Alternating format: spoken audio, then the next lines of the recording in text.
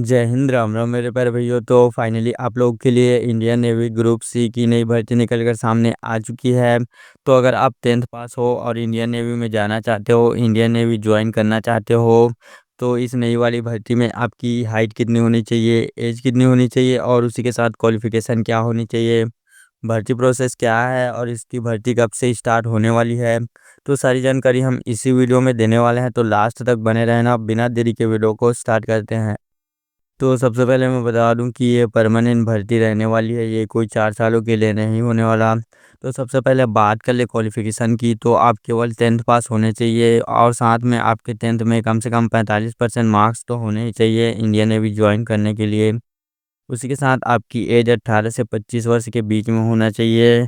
और जो आरक्षित वर्गों को एज छूट मिलती है वो मिलेगी, जैसे कि ST SC को 5 सालों की और OBC को 3 सालों की।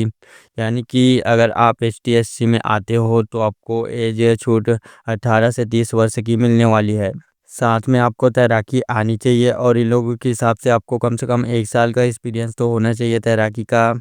तो अगर आपको तैराकी आती है तभी आप इंडियन नेवी ग्रुप सी में ज्वाइन कर सकते हो। तो अब बात कर लें कि इसमें कौन कौन सी पोस्ट देखने के लिए मिलती है। तो इसमें आपका लश्कर, फायरमैन, टोपास और शिलांग लश्कर जैसे पद देखने के लिए मिलते हैं।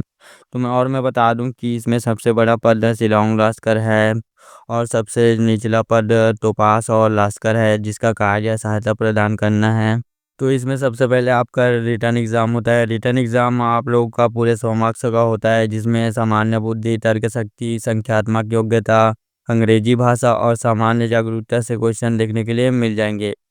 तो रिटर्न एग्ज़ाम क्लियर कर लेने के बाद आप लोग का होता है स्किल टेस्ट, यानी कि आप जिस पद के लिए फॉर्म अप्लाई किए हो उस पद के बारे में आपको जानकारी होनी चाहिए कि उसका काम क्या होता है, उसे कौन सी चीज़ें हैं जिसका ध्यान रखना चाहिए। यानी कि आपको उस पद से रिलेटेड कुछ प्रश्न पूछे जाएंगे।